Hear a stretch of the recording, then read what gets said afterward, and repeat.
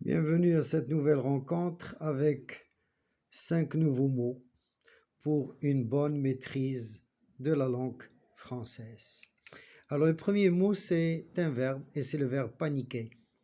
Alors paniquer c'est s'affoler, s'alarmer, s'effrayer, affoler, alarmer, angoisser, bouleverser, frémir, terrifier, épouvanter.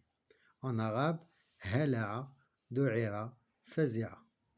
Exemple, cesse de paniquer, on retrouvera votre fils. Deuxième mot, c'est un verbe et c'est le verbe trier. Trier, c'est classer, arranger, choisir, cribler, sélectionner, tamiser, séparer. En arabe, faza. Alors, exemple, mon premier emploi était à la poste, je devais trier le courrier. Troisième mot, c'est un adjectif et c'est un adjectif que beaucoup de gens malheureusement ignorent.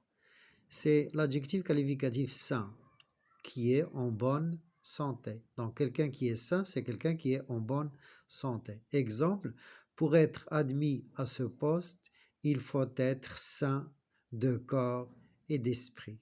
Donc, sain en arabe, c'est l'im. Pour être admis à ce poste, il faut être sain de corps et d'esprit. Quatrième mot, c'est un verbe et c'est le verbe chérir. Alors, chérir, c'est affectionner, c'est aimer, brûler, pour, goûter, préférer, estimer, adorer.